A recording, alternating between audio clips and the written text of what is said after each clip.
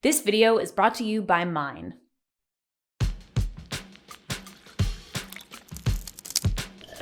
Hey Wisecrack, Helen here. So something weird is happening to ostensibly smart public figures lately. Public intellectuals, if you will. Neil deGrasse Tyson, who built a massive platform to spread science literacy, has transformed into a weird well-actually guy who says very dumb things about philosophy. My concern there is that the philosopher believes they're actually asking deep questions about nature.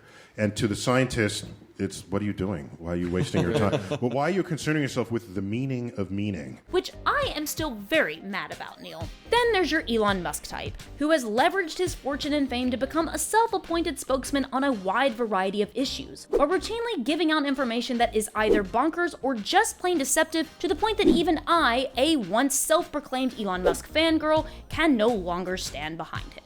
The institutions that publish public intellectuals aren't doing well either. The New York Times can't seem to go 1 month without putting out a massively ridiculed op-ed from brainy folks like David Brooks. And then there's the hundreds or thousands or Jesus, I can't even count the amount of YouTube talking heads with hyper-dedicated followings, good and bad, that cover current events and popular culture. While it's too diverse a group to describe monolithically, and I won't name any names for fear of provoking their legions, these YouTube public intellectuals might have come across your feeds for instance, not understanding basic human anatomy. It'd be easy to think that our society is getting dumber or our great thinkers less rigorous, but that doesn't seem like a fair assessment. There are some truly great intellectuals out there doing great work. Still, as chronically online people who like to learn, we're convinced that there's something severely messed up about how knowledge is created and shared in the 21st century. So what if deGrasse Tyson's weird Twitter threads are a symptom of a much larger problem? And what if the biggest threat to good ideas is not at all what you thought? Let's find out in this Wisecrack Edition on public intellectuals.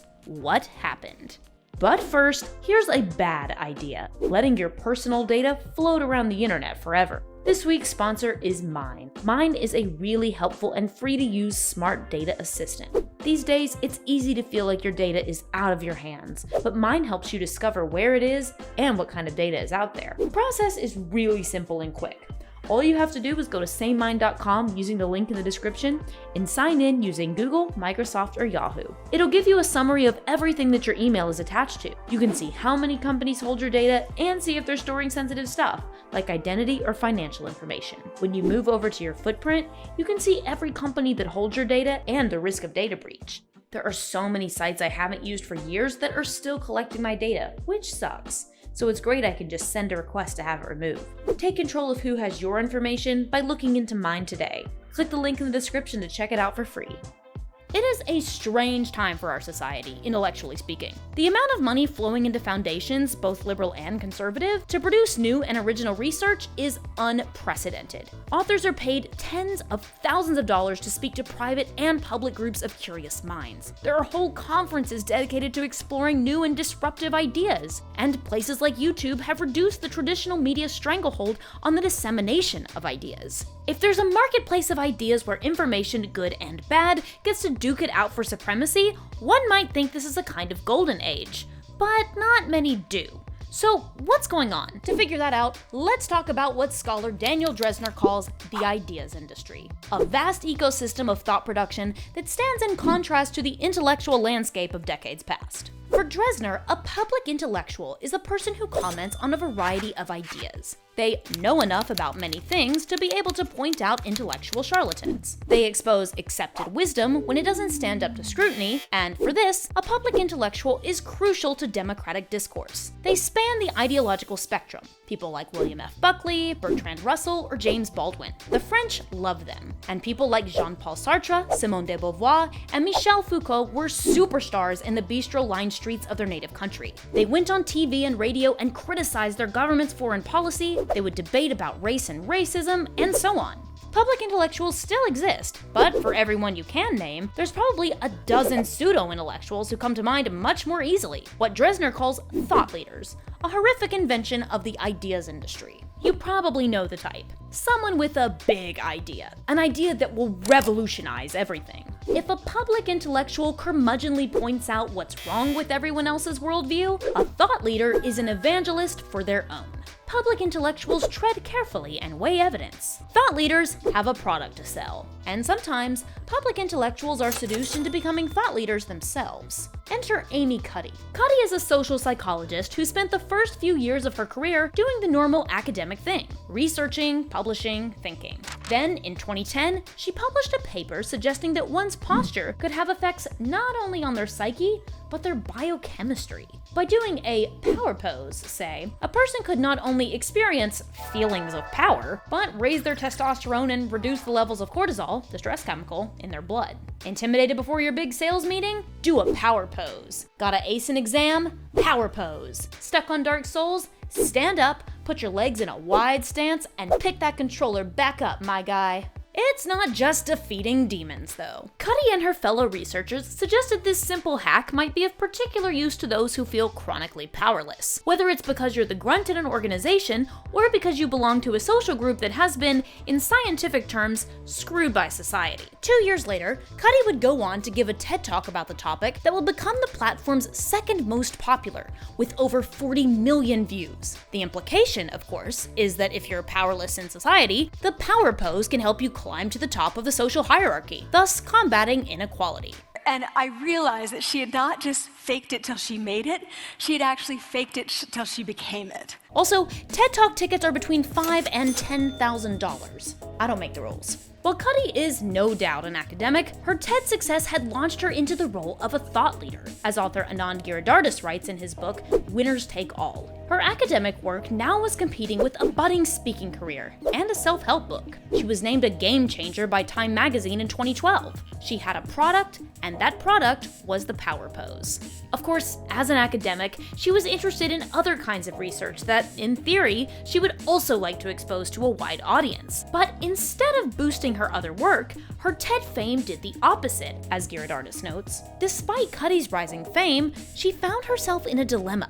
She was an academic interested in studying the complexities of prejudice and sexism, and yet her TED Talk had drowned out every other thing she had ever said, and now she was fielding lucrative invitation after invitation to offer her ideas. The lack of interest in her other work was not exactly a coincidence either. Cuddy had made a splash at the ideas circuit, defined by events like TED, South by Southwest, or the Aspen Ideas Festivals, and made it to the big leagues of the ideas industry. At this point, authors like Dresner and Giridharadas note, people like Cuddy basically become paid intellectuals for the kinds of people who can dish out 10 grand to attend a TED Talk in the first place. Once you've impressed your affluent audience, you get to give more talks to the executives or staff at Goldman Sachs, Facebook, or Google. And there is a reason these organizations weren't interested in Cuddy's other research: their bottom line. The audiences Cuddy was speaking to, and being paid lucratively by, wanted to hear only certain kinds of messages. Ones that were disruptive, just not disruptive to their own place in the world. The Googles, Facebooks, and Goldman Sachs of the world are interested in hiring someone like Cuddy so long as her message is a win-win.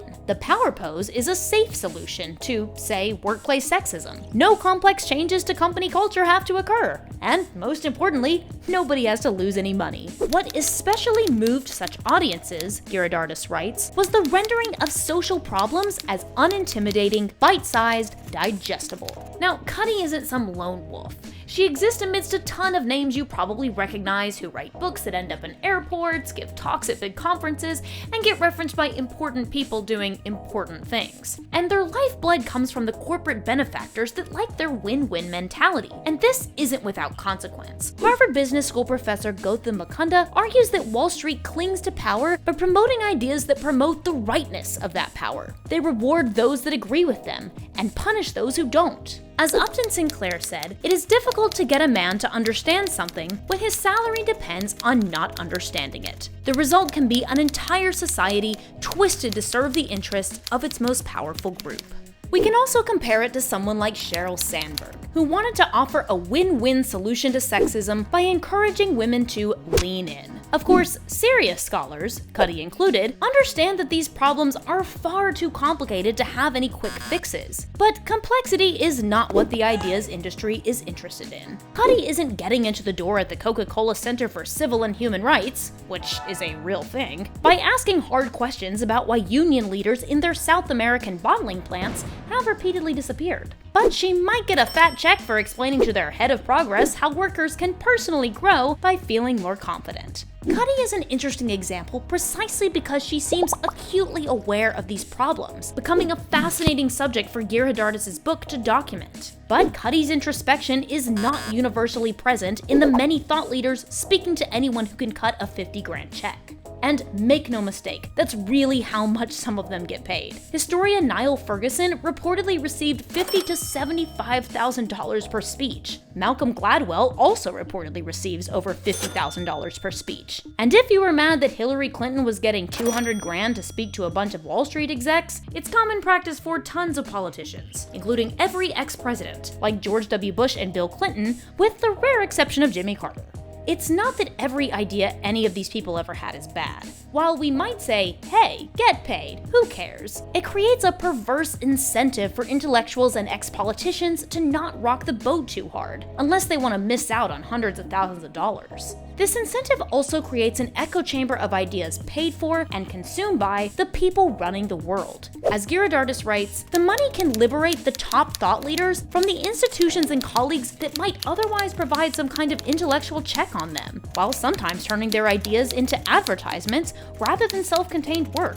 A consequence of an academic receiving these massive payouts, like Ferguson, is that he doesn't have to please his editors. He sure as hell doesn't have to please scholars. He has to please corporations and high net worth individuals. What's more, Cuddy's power pose research wasn't very good. As is good science, someone tried to replicate her findings. They failed. Her co-author even disowned the study. The point is, this is not the kind of thing the ideas industry cares about. They want sound bites that make executives feel good, not objective science. What we're left with is a whole universe of incredibly intelligent people who have no incentive to criticize the status quo. They're turned from critics of everything, like a public intellectual, to thought leaders, who are evangelists of not too disruptive ideas for Silicon Valley.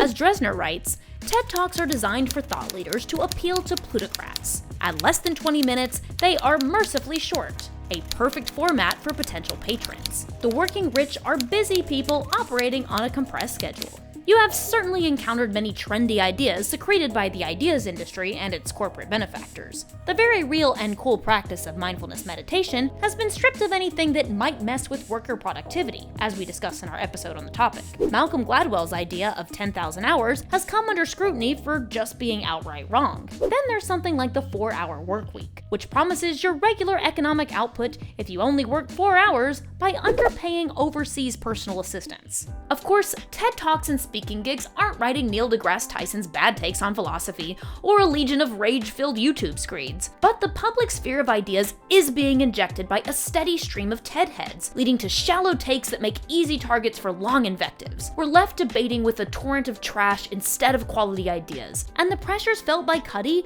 is the same pressure being exerted on smart people looking to be heard. But we'll get there. It also gives people incentive, once they've ascended to prominence, to close themselves off from criticism. Thomas Friedman has stated he can basically write whatever he wants. "I'm in this scary and enviable position," he said. "I can go to my publisher and say, I want to write a book. Here's the check. Don't you want to know what it's about?" But the public speaking circuit isn't even the scariest source of our pipeline of garbage ideas. For that, we have to turn to the think tank. American think tanks started sprouting up in the early 1900s, as people started wondering if the governor's drinking buddy was maybe less equipped to deal with trade policy than some kind of expert. These think tanks claimed to be nonpartisan, although they certainly had their own ideologies. Some of them are still around today, like the Council on Foreign Relations, which publishes Foreign Affairs, and the Brookings Institute, whose goal is to analyze public policy issues at the national level. As Dresner writes, they were there to assist government bureaucrats, to work in conjunction with them. At the same time, they were bankrolled by the very wealthy, the Carnegies and the Rockefellers of the world. While think tanks were never some kind of perfect organization, events in the last few decades have cemented their position as a way for people with a lot of money to launder ideas to politicians and the public at large. While the new model might be exemplified by the Conservative Heritage Foundation under former Senator Jim DeMint, it has since gained popularity for liberal and progressive think tanks as well. DeMint was very good at fundraising, but most notably, he had his staff review all heritage papers to ensure that they conformed to the official policy of the think tank. It was the success of Heritage that would convince people like the billionaires Herbert and Marion Sandler to cut a $20 million check to John Podesta to create the liberal Center for American Progress. Like their conservative counterparts, the Center for American Progress is about promoting a certain worldview, not creating rigorous scholarship or thought. As the head of the Competitive Enterprise Institute told an interviewer, groups like ours, how do we earn credibility? We have a very strong point of view, and we've never deviated from that point of view. As they grappled with incredibly complex issues like poverty alleviation and fiscal policy, it wasn't the facts driving their conclusion, it was their pre-existing beliefs. As author David Callahan summarizes, the think tank was invented in the 20th century to offer objective analysis of complex issues. Now, though, think tanks often operate as the motherships of ideological movements on both the left and the right. These think tanks aren't just thinking in a bubble. They're a hugely influential part of American politics. For instance, changes to federal welfare were made in 1996 after millions of dollars were poured into research arguing that much social spending just made poverty worse. And, as Callahan notes, the foreign policy vision behind the Iraq War was partly made by a think tank, the Project for the New American Century. In another example, large sums of money were given by the United Arab Emirates to centrist think tanks like the Middle East Institute. If think tanks were once a way to provide independent expertise to governments, they have become a way for a donor, even a foreign government, to influence policymakers. You've probably even been exposed to paid-for ideas as you watch TV, YouTube, or scroll through Facebook. For instance, public opposition to an Iran nuclear deal in 2015 soared after a huge influx of advertising dollars by interest groups and think tanks. If disruptors and thought leaders seem so appealing, it might be because many have intuited a kind of intellectual bankruptcy everywhere in the world. Lately, it seems like everyone is quick to throw their own facts and figures that tell exactly their side of the story. It can lead to a kind of factual nihilism. My facts are objective, and yours are created by some shill funded by George Soros. And it's entirely likely that the existence of think tanks fuels this problem. Not that we'd all be able to get on the same page otherwise, but think tanks have dressed up ideological propaganda as objective studies. To return to our Upton Sinclair quote, it is difficult to get a man to understand something when his salary depends on not understanding it. This is the marketplace of ideas that one looking to become a public intellectual must grapple with. Unless they're willing to bend their views, they're unlikely to survive at a think tank. They might get a job at a university. However, the publisher-perish model encourages them to not engage with the public and instead double down on writing to an audience of a few dozen specialists. And then there's the internet. Amidst think tanks, TED heads, and countless paid-for media, there exist podcast hosts, political commentators, Twitch streamers, and vloggers eager to dispense wisdom. But these thinkers aren't just thinking into a vacuum. They're developing intellectual brands. It's the brands of people like Amy Cuddy that allow them to keep raking in speaking deals, or the brands of columnists like Paul Krugman or Bari Weiss which rack up book deals. While, in a sense, this is nothing new, there are some unique challenges faced by today's would-be intellectuals. There's a growing sense that intellectuals of all stripes are producing knowledge cynically, with a certain agenda in mind. And if you're looking for the stuff that comes out of policy institutes, think tanks, and the speaking circuit, you're not wrong. General distrust toward mainstream ideas, along with a declining faith in government institutions, seems to have drawn many of us to outside commentators, to rogue public intellectuals. When everything is broken, it makes perfect sense to look for an outside perspective. Elon Musk, as a thinker, is appealing precisely because America's infrastructure is crumbling. Maybe you love how he's trying to revolutionize transportation, or maybe you think he's deeply misguided, but most can probably agree that the problems he's addressing are problems to begin with. Bill Gates, both the public intellectual and the person funneling money into intellectual endeavors that fit his worldview, can step up to much praise and many accolades precisely because of our waning public health infrastructure.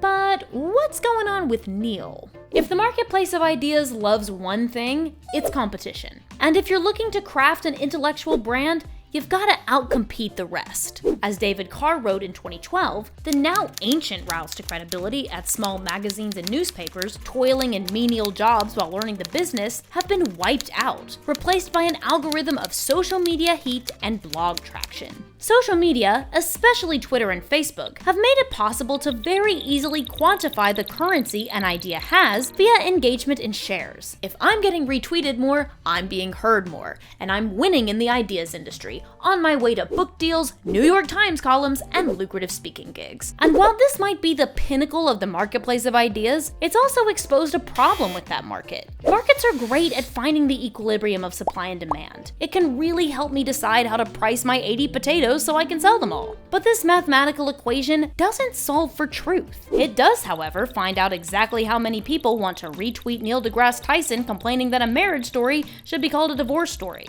The free market of ideas often overvalue name brand intellectuals who have long given up on being insightful. Dresner explores how many intellectuals have taken to hiring a staff, who go as far as to outsource the writing or research of their work. Fareed Zakaria, for instance, has a staff of 8 people to run his show and write his columns. Neil Ferguson has a full-time researcher and undergraduates assisting him. And in the end, it can lead to a serious decline in quality. Most people who are good at being intellectuals are lousy at managing subordinates, Dresner argues. Fittingly, in 2012, Zakaria was accused of plagiarism after cutting and pasting from a New Yorker essay. In 2015, there were dozens of such accusations against him that had piled up.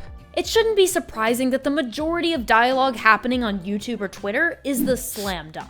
Nobody is going around looking for robust ideologies to critique. They're looking for rubes who make seemingly bizarre claims about feral hogs, or Elon Musk making bad predictions about COVID deaths. YouTube commentators are looking for the dumbest, most outrageous thing to make a video about to soak up easy views. We demand it, and they supply it. It also drives a market of well actually material by people like Neil deGrasse Tyson, who can incessantly complain that we're all using the word awesome wrong. And on the other hand, there's people like Michael, who can't wait to pithily leave a response about how dumb his Twitter takes are. At the same time, as sociologist Will Davies writes, truth has become a kind of war zone that is not very good at finding the truth.